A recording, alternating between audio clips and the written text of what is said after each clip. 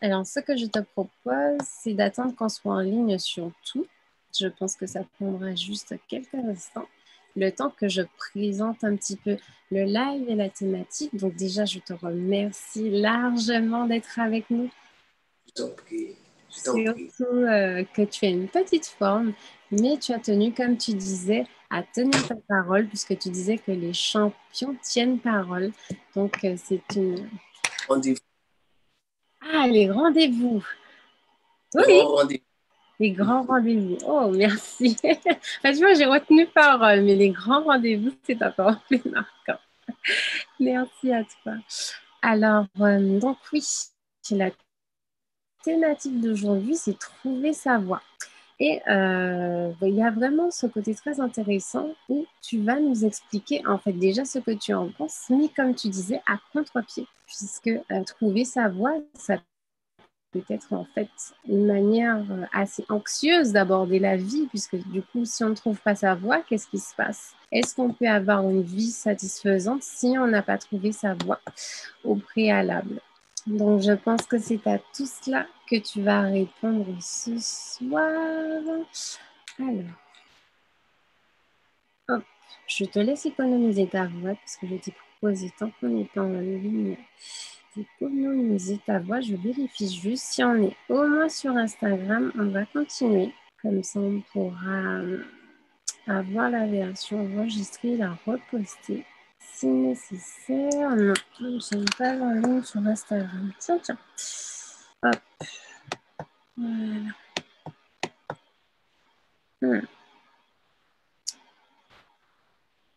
Ah, quelqu'un a envoyé un message. Tiens.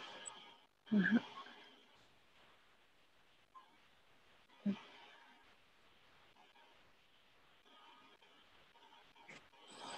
Hop là. Alors, il est 20h04, on va faire vite. Nous sommes en ligne sur YouTube, donc bonjour, bonsoir les youtubeurs en fonction de l'heure où vous êtes. Par exemple, chez toi, ma vie, qu'il est déjà 23h. Alors, hop, excuse-moi juste une minute. Hop.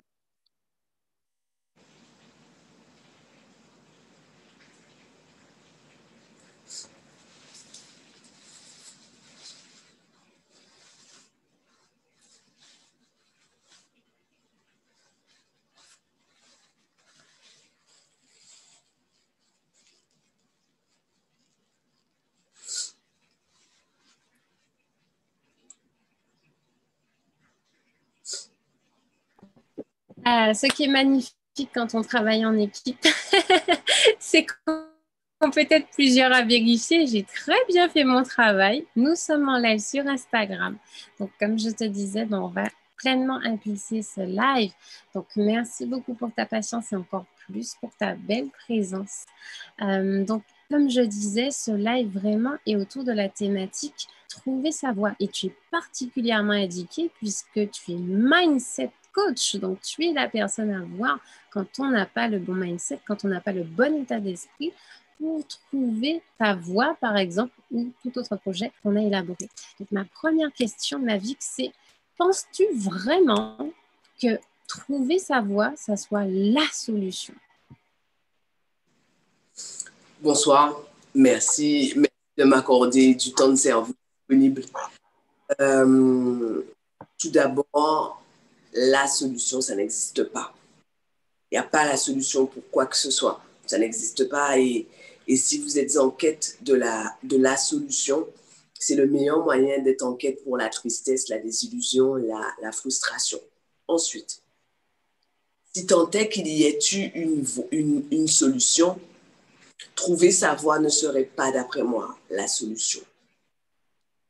En fait, je crois que c'est une idée qui est extrêmement à la mode et que, comme toutes les idées à la mode, toutes les idées mainstream, malheureusement, lorsque ça ne vous convient pas, ça a tendance à vous enfermer.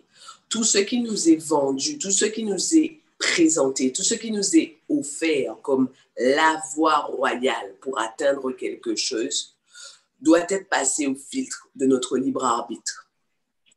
Je m'explique. Certaines personnes, en réalité, ont le sentiment de trouver leur voie.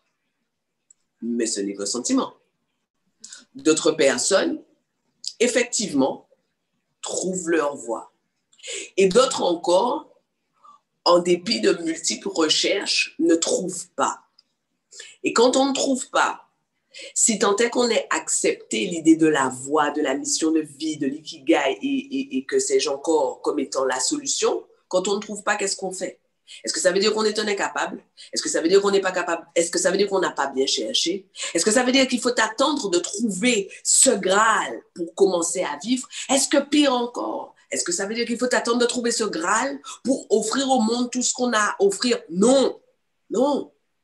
Ce qu'on a à offrir est là, qu'on ait trouvé ou pas la meilleure façon de l'exprimer. D'autre part, je considère que quels que soient les outils, les méthodologies, les aides qui pourraient être mis à notre service, rien ne sera jamais aussi efficace que le tâtonnement.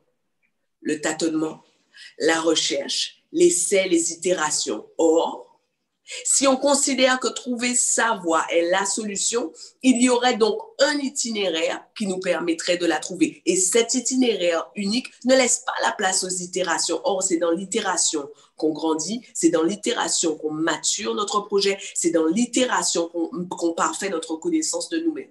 Non, je ne considère pas que ce soit la voie. Merci beaucoup. Parce que vraiment, il y a cette idée, comme tu dis, que lorsqu'on est dans cette recherche de la voie absolue, on est dans des difficultés à identifier cette voie, notre vie. Est-ce qu'elle peut être finalement moins satisfaisante et que du coup, on puisse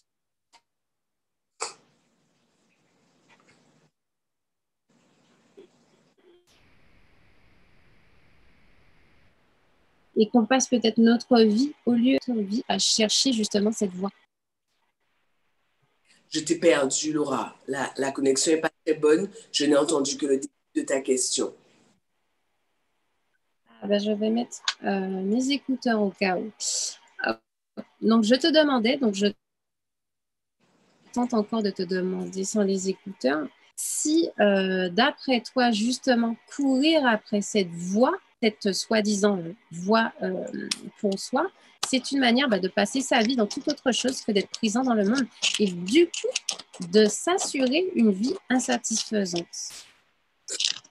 Bon, alors, pour travailler avec... Excusez-moi. Pour travailler depuis un moment avec des gens, je me suis rendu compte qu'il y avait deux formes socialement très acceptées, voire valorisées de la procrastination, et que ces deux formes étaient le perfectionnisme et la recherche de la voie.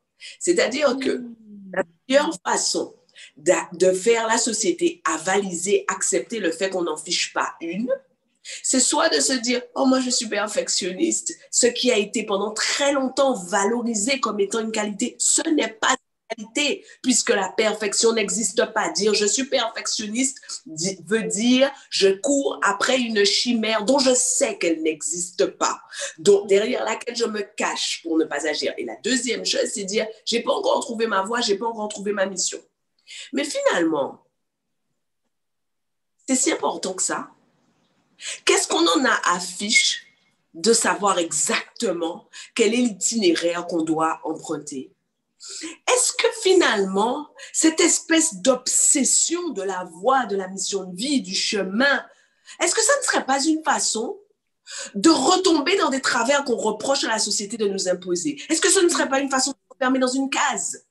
Est-ce que ce n'est pas simplement une façon de se protéger en étant à l'abri de quelque chose d'établi? Qu'est-ce qu'on a à faire?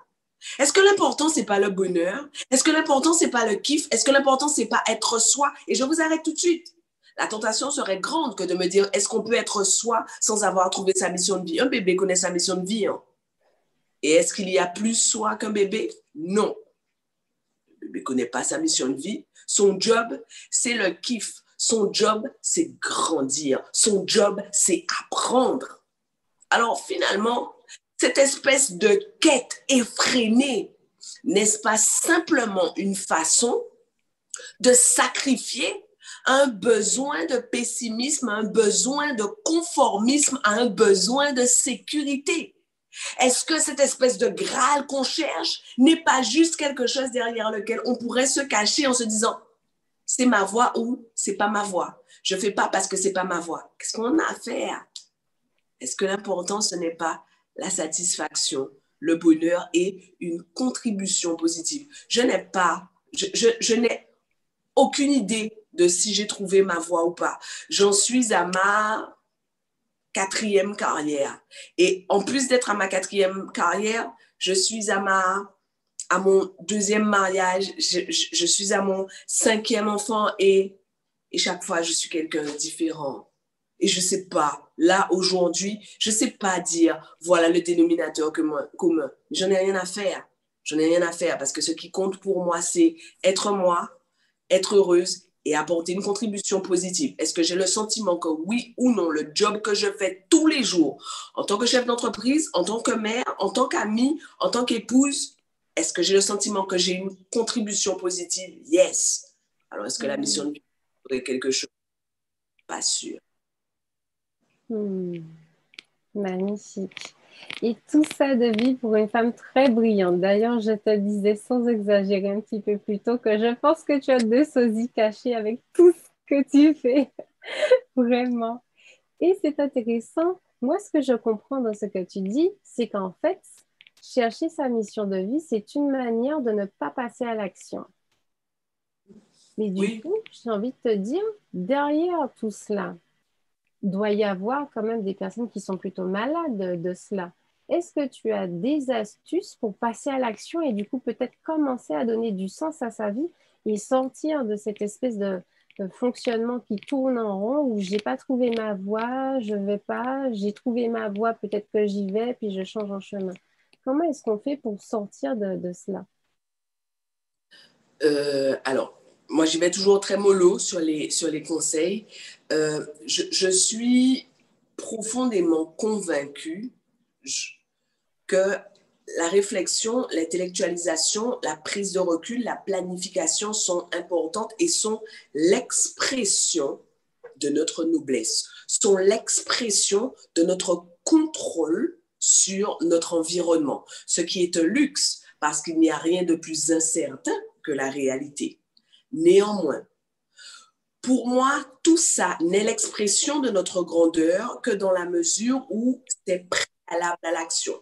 Ce qui veut donc dire que si ce n'est pas suivi d'action, ce n'est pas l'expression de notre grandeur, mais l'expression de notre manque de courage. Ensuite, pour moi, on recherche énormément de choses qui ont été appelées de façon différente par l'ère néo-moderne. On recherche la mission de vie, on recherche la confiance en soi, on recherche l'assurance et on en oublie des valeurs qui sont tombées en désuétude. Ma valeur fondamentale est le courage. C'est dingue comment c'est démodé, le courage. Pourtant, la clé de tellement de clarté se trouve dans le courage. Quand on n'arrive pas à passer à l'action, quand on est enfermé comme un hamster dans la roue de son cerveau, il faut faire preuve de courage. Et si vous êtes tenté de me demander, mais comment on fait pour avoir du courage, je vais juste vous poser une question. Quand un enfant est devant l'école le premier jour d'école et qu'il est prêt à faire pipi sur lui, à s'agripper à vos habits en vous disant « Je ne peux pas y aller, j'ai peur, personne ne va jouer avec moi, je ne connais personne, je ne sais pas ce qu'on attend de moi. » Vous, en tant qu'adulte, ce que vous faites, après un petit câlin furtif, c'est que vous lui tenez les 2 épaules fermement, vous le raffermissez sur ses 2 appuis et vous lui dites « Maintenant, il faut que tu sois courageux. » Et à aucun moment, vous ne lui dites, voilà comment on fait pour être courageux. Une fois que vous avez dit ça, vous partez du principe que le courage est une décision, est un choix. Le courage, c'est agir en dépit des doutes, des peurs, des inquiétudes et des appréhensions. Alors, quand on n'arrive pas à passer à l'action, on rentre les fesses, on serre les fesses, on rentre le ventre et on y va quand même. Le courage, c'est agir quand même. Et je suis absolument convaincue que de même que l'intellectualisation nous permet d'avoir une vue plus lointaine, l'action nous permet d'acquérir de la clarté. Nous ne pouvons pas maîtriser l'intégralité des actions qu'il va falloir que nous mettions en place. Nous ne pouvons pas maîtriser les conséquences de l'intégralité des actions que nous allons mener simplement parce que ces actions font intervenir des éléments et des personnes exogènes. En revanche, il nous suffit de maîtriser la première, de se dire, OK, quelle est la première chose qu'il faut que je fasse? Et de la faire sans se laisser le choix.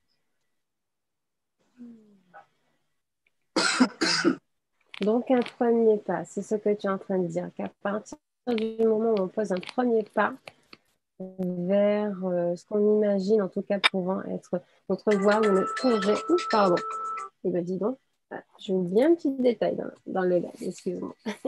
En tout cas, poser un premier pas, c'est vraiment, selon toi, la solution pour passer à l'action. Yes. Oui. J'avais une question en ce qui concerne le fait d'avoir l'impression de passer à côté de sa vie. Parce que j'entends souvent dans ma patientèle des gens qui disent « Oui, mais là, je suis en train de passer à côté de ma vie ». Est-ce que tu penses que tout ce que tu viens de dire, ça pourrait être des réponses pour quelqu'un qui te dit « Mais ma vie, que je suis en train de passer à côté de ma vie ».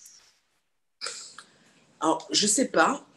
Je sais que quand moi, les gens me disent « Je suis en train de passer à côté de ma vie », la question c'est « OK, tu passes à côté de quoi? À côté de quoi tu es en train de passer? Et comment tu passes? » Et la plupart du temps, on en revient au courage. La plupart du temps, les réponses sont de type extrêmement rationnel.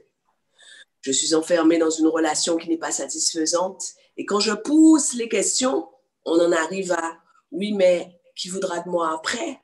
ou « Je ne suis pas autonome financièrement » ou « C'est lui que j'aime depuis 30 ans » ou alors « Je m'enquiquine dans un job qui ne me plaît pas » et quand on pousse les questions, il y a « Mais je ne sais rien faire d'autre » ou « Mais il faut que je paie mes factures » ou encore « Mais j'ai cherché et je n'ai pas trouvé » ou alors mon quotidien m'ennuie.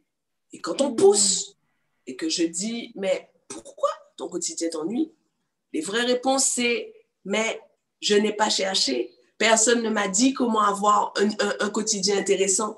Toutes ces questions-là reviennent à 2 ou 3 grandes idées. La première grande idée, c'est que la quête de la liberté et du bonheur sont des quêtes néo-modernes. Mais il y a une attente tout aussi néo-moderne du mode d'emploi. Le bonheur et la liberté, ça se conquiert. Je ne vais pas apprendre à toi, Laura, comment être heureuse, car le bonheur pour toi et le bonheur pour moi sont 2 choses complètement différentes. Je ne peux pas t'apprendre comment être libre, parce qu'être libre pour toi et être libre pour moi sont 2 choses complètement différentes. Ce qui veut donc dire qu'il y a une espèce de danger à trouver. Il y a une espèce de danger à partir en quête. Mais c'est à ça que ça sert le courage. À aller au-devant du danger en se disant, de l'autre côté du courage, il y a la grande version de moi. De l'autre côté du courage, à défaut d'une personne qui aura trouvé sa mission de vie, il y aura au moins une personne qui aura grandi en la cherchant. Il y aura ce que je serai devenue en la cherchant et en faisant le choix de cette quête solitaire. Je suis pas une cinéphile, pourtant, j'essaie de garder une culture relativement large sur ce qui se fait. Et quand on regarde les grands films de recherche, les grands films de quête comme Merlin ou comme Le Seigneur de l'Anneau, etc., même s'ils sont en groupe, une partie de l'initiation est toujours solitaire. Lorsque vous vivez dans des tribus dites archaïques, les tribus amérindiennes, les tribus africaines, certaines tribus asiatiques, les rites initiatiques sont des rites solitaires. C'est-à-dire qu'ensemble, on se met en transe, mais le voyage, on le fait seul. Chercher sa mission de vie, vivre sa vie, ne pas avoir le sentiment de regarder sa vie passer sur la 4 voies, C'est un moment faire un choix individuel, égoïste, solitaire, intime, de dire, voilà ce que j'attends de la vie. Mais très souvent, ça, c'est censuré. C'est censuré de deux façons. La première, ce sont les injonctions sociétales. Une vie réussie, c'est quoi? Alors, lorsque je pose la question, les réponses sont généralement extrêmement normées. C'est être en couple, c'est avoir tant de relations sexuelles par semaine, c'est avoir tant de temps, c'est gagner à peu près tant, c'est avoir un taux d'endettement à temps, c'est avoir telle voiture, c'est avoir un chien, c'est partir en vacances. Mais tout ça, on n'en a rien à fiche. Hein. Tout ça, c'est des injonctions sociétales. Mais c'est une chose que de dire je suis oppressé par les injonctions sociétales et c'en est une autre que de dire voilà mes injonctions. Je prends toujours le même exemple. Régulièrement, on me demande comment tu fais pour cumuler tous tes rôles, comment tu fais avec tout ce que tu fais, comment atteindre l'équilibre. Et j'ai mis des années à dire, je ne suis pas sûre que l'équilibre soit une notion humaine. Ou alors, c'est une notion qui est acquise au prix d'une immense sagesse. Je ne crois pas être encore à cette sagesse. Alors, il y a des fois où l'intégralité de mon énergie est consacrée à ma famille et il y a d'autres fois où l'intégralité de mon énergie est consacrée à ma boîte. Mais je suis consciente de la gêne, du courroux que ça peut provoquer chez autrui. J'en ai rien à braire parce que ce sont mes règles, parce que c'est ma vie et parce qu'on fait les comptes à l'arrivée. Je vois tous les gens qui sont dans l'obsession de l'équilibre et qui finalement ne sont heureux ni en famille, ni au boulot. Est-ce que parfois, on ne devrait pas accepter l'inconfort du déséquilibre pour aller vers quelque chose qui nous convient? Et si tu t'es trompé, tu te corriges. Quand je suis mauvaise comme une brêle, je vais voir mon chêne majestueux et je dis j'étais mauvaise. Et il dit pas grave, je t'aime. Et inversement, enfin. D'autre part, il y a un autre exemple que je prends régulièrement, c'est que je dis chez moi, on ne mange pas à table. Il n'y a rien que je déteste plus que mettre le couvert. Mettre le couvert est pour moi une injonction sociétale, ça me rend dingue. Je pourrais vous assommer pour un couvert. Et ce que je me fais objecter, c'est que le repas, c'est le temps de la famille. C'est le moment où on peut échanger, c'est le moment où on parle. C'est quoi ça? C'est le moment où on parle pour les gens qui ne parlent pas. On parle toute la journée. Est-ce que moi, j'ai besoin de salir toute ma vaisselle pour parler? Est-ce que réellement, j'ai besoin de gaver mes enfants de calories pour parler? Est-ce que réellement, je suis obligée d'obliger tous les membres de ma famille à avoir fait en même temps? Est-ce que vous êtes sûr que vous avez tous fait en même temps? Est-ce que c'est grave si on ne mange pas en même temps? Ce n'est grave que si c'est l'unique moment d'échange. Ça ne l'est plus si vous avez inventé d'autres moments et d'autres moyens d'échange. Est-ce que nous sommes prêts pour vivre notre vie et pour ne plus avoir le sentiment de passer à côté de notre vie? Est-ce que nous sommes prêts à définir nos propres règles et à assumer le rejet potentiel lié au fait de vivre selon ses propres règles?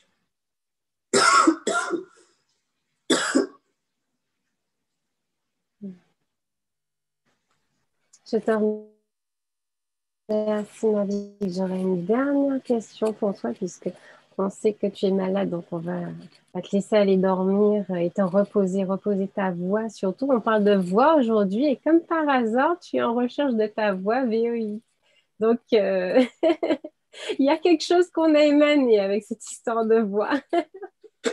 Donc, ma dernière question est pour les personnes qui passent à l'action, qui font plein d'actions. D'ailleurs, je pense à une patiente, si elle me voit, je me permets de prendre son exemple, qui me dit qu'elle fait plein de choses, plein de choses, plein de choses, plein de choses. Toutes ces journées sont remplies, remplies, remplies, du lundi au lundi, du matin au soir, même dans la nuit. Elle fait plein, plein, plein, plein, plein, plein, plein, plein, plein, plein de choses. Mais néanmoins, elle n'arrive pas à visualiser plus loin que demain ou dans une semaine. Elle n'arrive pas à se dire comment est-ce qu'elle va arriver à ses objectifs. C'est que finalement, elle fait plein, plein, plein, plein, plein, plein, plein. À l'aboutissement derrière. Donc, est-ce que tu aurais des manières de nous permettre de mettre du sens sur ce genre de choses qui, du coup, ne relèvent pas de la procrastination dont tu parlais, et ni il n'y a pas non plus derrière l'idée de trouver sa voie, et la personne fait l'action, elle n'attend pas de trouver la voie parfaite, mais malgré ça, Ça, on est sur place. On fait quand même du sur place. C'est aussi de la procrastination, l'excès en toute nuit. En fait, se submerger volontairement d'action est une façon de réduire notre champ de vision. En fait, tu es en train de t'ensevelir sous le poids du quotidien. Pour moi, lorsqu'on est dans un tourbillon, la meilleure, pardon, la meilleure chose, c'est de... Mais pas juste de s'arrêter le temps nécessaire au repos, hein, parce que ça, c'est un stop confortable. Il faut s'arrêter jusqu'à ce que cet arrêt devienne inconfortable. Parce que c'est à ce moment-là, au moment de l'inconfort, que vont surgir les premières questions. Le progrès se trouve au-delà de notre zone de confort. Ce qui veut dire que la personne dont tu parles, en fait, sa zone de confort, c'est l'étourdissement de l'action. Et donc, comme il s'étourdit dans l'action, il est normal qu'à un moment, son corps et son cerveau tombent en veille pour se régénérer, pour être capable d'encaisser ce tourbillon d'action. Ce qui veut donc dire que si tu lui dis de s'arrêter, elle va t'objecter, je m'arrête, il faut que je dorme, il faut que je mange, etc. Ça, c'est encore du stop de confort. Il faut s'arrêter jusqu'au moment où elle va commencer à se dire ma vie est inutile, je ne fais rien, c'est vide. Et en fait, c'est à ce moment-là qu'elle va commencer à pouvoir prendre une feuille et à se demander concrètement, dans le tourbillon, quels sont les 20% d'actions qui sont en mesure de me permettre d'expérimenter les 80% de kiff, de bonheur qui peuvent me permettre d'encaisser le reste. La question pour moi est mécanique. Mais il ne faut pas tricher, il ne faut pas faire semblant. Hein. La loi de la personne, c'est 80-20. Donc, il ne faut pas faire 25-75. Hein. Il faut vraiment faire un effort de simplification. Et en fait, tu sais, je pense que cette espèce de recherche effrénée de la voix est obstruée par la frénésie du quotidien. Si tu fais 50 milliards de choses, Laura, c'est normal que tu ne sois pas en mesure d'évaluer la contribution de chaque chose à ce que tu ressens. Mais on en revient à notre histoire de courage. Tu sais, j'ai pendant très longtemps exercé plusieurs jobs en même temps parce que je fais vraiment partie de ces gens qui ont besoin d'avoir les mains occupées pour que le cerveau soit en mesure de travailler. Et donc, ça m'a servi pendant très longtemps de prétexte pour tout tenter. J'ai tout tenté, tout essayé. Il n'y a pas beaucoup d'activités manuelles que je n'ai pas faites. Jusqu'au moment où je me suis arrêtée et où je me suis dit, OK, c'est quoi les 20% de choses que tu fais extraordinairement bien? La question a quelque chose de pompeux, mais c'est comme ça qu'il faut se la poser. Qu'est-ce que tu fais extraordinairement bien? Mais je ne me suis pas contentée d'y répondre comme ça. Je me suis demandé, dans ces choses que tu fais extraordinairement bien, qu'est-ce qui contribue à quelque chose de plus grand que toi? Parce que très souvent, lorsqu'on est dans la recherche de la passion, de la mission ou de la voie, on a tendance à confondre la passion et la mission. C'est pas pareil, hein? La passion te concerne toi. La passion t'allume toi. La passion fait naître en toi la motivation. La mission, c'est quelque chose qui te transcende et qui est de l'ordre de ta contribution. Lorsqu'on me demande ce que je fais de ma vie, je réponds, je construis un monde de femmes puissantes. Alors, la plupart du temps, les gens me regardent, tu sais, comme l'emoji avec les yeux écarquillés en se disant, mais elle est complètement allumée. Mais très honnêtement, aujourd'hui, j'ai le sentiment que c'est ça que je suis en train de faire. Mais je n'ai rien à faire de cesser ma mission pour toute la vie. Aujourd'hui, là, en ce moment, je me donne corps et âme pour ça. Parce que ça me transcende. Ce n'est pas de moi qu'il est question. Et en fait, en faisant cette chose qui me transcende, je grandis. Je grandis en faisant l'autre grandir. Mais ne vous y trompez pas.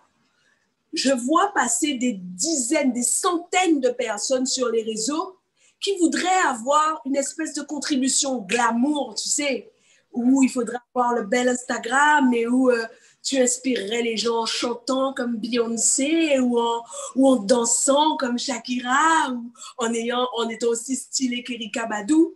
Mais pour certains, la contribution qui nous transcende, c'est être capable de calculer un taux d'endettement.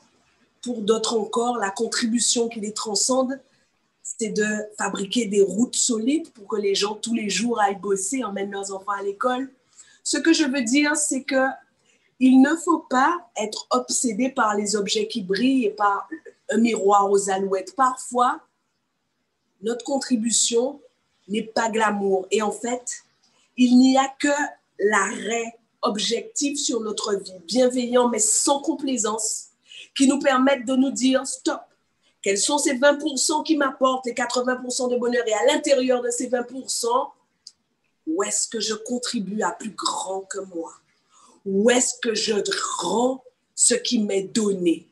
Où est-ce que je peux irradier toute la gratitude que je ressens tous les jours pour ce qui m'est accordé? L'action nous prémunit de ça.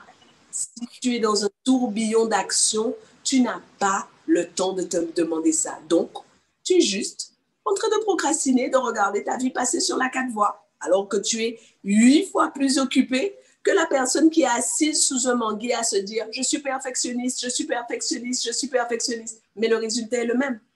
Même. Tout à fait. Tout à fait. Donc finalement, si je peux comprendre un petit peu ce que tu dis là, c'est que ça soit dans l'immobilisme ou dans le surplus d'action, on est toujours dans quelque chose qui ne nous permet pas de se rendre compte de ce que l'on veut vraiment. Donc, que ce soit dans l'un ou dans l'autre, on est dans de l'auto-sabotage. L'un est plus acceptable que l'autre parce que c'est plus difficile de blâmer une personne dont tu vois qu'elle se bouge. Mais nous avons tous autour de nous une personne dont on se dit « punaise, c'est pas possible ». Un tel donne tout, un tel est toujours en train de se démener et pourtant il y a cette espèce de vide abyssal en cette personne. Donc, on est une personne comme ça. L'un comme l'autre sont des outils relativement efficaces. d'accord. Et donc, il nous faut sortir de ces différents mécanismes d'auto-sabotage. Parce que finalement, oui. En fait, je pense qu'il est important de parvenir à trouver un modus operandi qui nous permette d'avoir à la fois de l'action et de la réflexion. En fait, l'action, pour moi, l'action, la bonne action, est l'action inspirée, l'action intentionnelle. Cette action inspirée, cette action intentionnelle, l'intention, c'est vivre selon ses propres règles. C'est le dernier stade du développement personnel, c'est vivre selon ses propres règles. Mais pour atteindre l'intention, à un moment, il faut que je me sois assise sous le fameux manguier et que je me sois demandé, OK, qu'est-ce que je veux? Qu'est-ce que je veux vivre et qu'est-ce que je veux ressentir? Très souvent, j'essuie des petits commentaires, mi-amusés, mi-moqueurs, au sujet de ma relation de couple, au motif que je serais une espèce d'adolescente parce que je dis que mon époux est ma superstar. Enfin, ce mec, c'est ma star. Et en fait, je comprends très bien la remarque sous-jacente qui serait que cette espèce d'amour un peu naïf serait l'apanage de l'adolescence. Mais c'est ce que j'ai choisi. À un moment, je me suis demandé qu'est-ce que je veux ressentir. Mais au moins, c'est clair dans ma tête. Le soir, quand il rentre, je sais exactement ce que mon cœur doit faire. Et le jour où mon cœur ne fait pas ça, c'est le moment de m'asseoir et de lui dire il faut qu'on parle. J'ai des rapports particuliers à mes enfants et je sais exactement ce que je dois ressentir. Régulièrement, les gens m'écrivent énormément. On me dit c'est pas trop la vie avec une adolescente, etc., ils deviennent distants, ils deviennent secrets, moins tactiles. Et je dis, pour moi, le matin, oh, je fais à mon enfant un câlin, mais comme si c'était le dernier de sa life, comme si elle allait mourir. Parce qu'on ne sait jamais ce qui peut se passer. Et j'en ai rien à faire, hein, qu'elle ne soit pas tellement OK pour le câlin. Parce que moi, je veux qu'elle sente jusqu'à l'intérieur d'elle à quel point sa maman l'aime, sans même lui parler. Et finalement, ben la vérité, c'est que le matin, elle vient chercher le câlin. Mais est-ce que chacun, dans l'intimité de son conscient, se demande qu'est-ce que je veux ressentir? Je vais te prendre notre exemple. Avant d'avoir cette maison qui est mon coup de cœur, je l'ai imaginé comme ça dans ma tête depuis que je suis enfant, nous vivions dans une autre maison dont nous savions que c'était une maison transitoire puisqu'on arrivait ici. Et lorsque j'y suis entrée, je me suis dit, on ne va pas rester longtemps parce que ce que j'y ressentais n'était pas ce que je voulais ressentir. Et dans cette maison, nous avons eu notre 4e enfant, notre premier fils, qui est mort de la mort subite du nourrisson. Et je ne peux pas te dire le nombre de personnes qui nous ont dit « Pourquoi vous n'y restez pas? Parce que vous avez vécu avec lui là. » Et je disais « Non, je ne veux pas rester dans un endroit où je ne ressens pas ce que je veux ressentir. » Eh bien, dans cette maison où nous n'avons pas vécu avec notre chachou, on est quand même mieux dans notre relation avec lui là que dans cette maison où je ne ressentais pas ce que je voulais ressentir. Est-ce que chacun a le courage de dire si je ne ressens pas ce que je veux ressentir, je me casse? Parce que je sais ce que je veux ressentir, alors voilà les choix que je vais faire, voilà ce que je vais mettre en place. Est-ce que chacun est capable de faire ça? J'ai des relations, je me définis comme une amie en carton. J'appelle pas beaucoup, je rate les WhatsApp, les SMS, mais j'ai quand même des amis extraordinaires. Et très honnêtement, je ne garde dans ma vie que les gens qui sont de nature à me faire ressentir ce que je veux ressentir. Mais ça veut dire, Laura, que parfois, je suis gênée et je suis même parfois mal à l'aise avec moi-même de devoir mettre de la distance avec quelqu'un parce que c'est gênant quand tu sens que quelqu'un veut interagir avec toi, de garder cette personne à distance. Est-ce que je suis assez stable sur mes appuis pour l'assumer?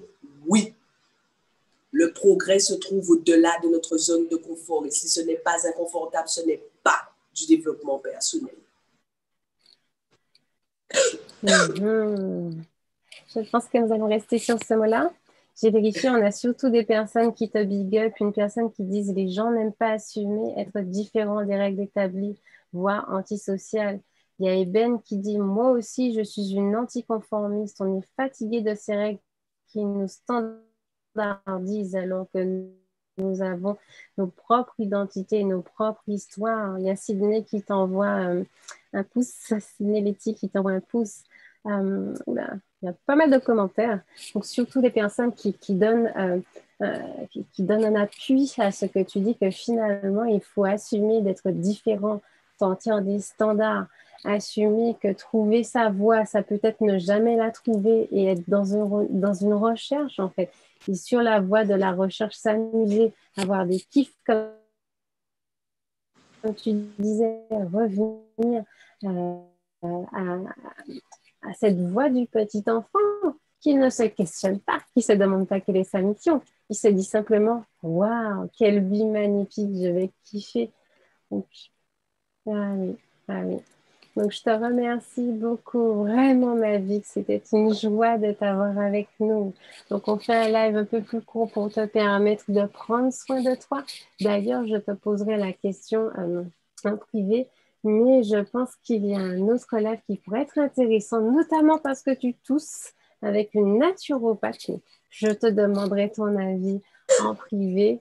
C'est vraiment, je pense que ça serait l'occasion de pouvoir aligner ta mission de maman et ta mission de coach, de mindset coach, d'ailleurs, pour tous les internautes qui ne te connaissent pas, vous pouvez retrouver Mavic Bright sur les réseaux sociaux à @mavicbright ou mavic-bright.com.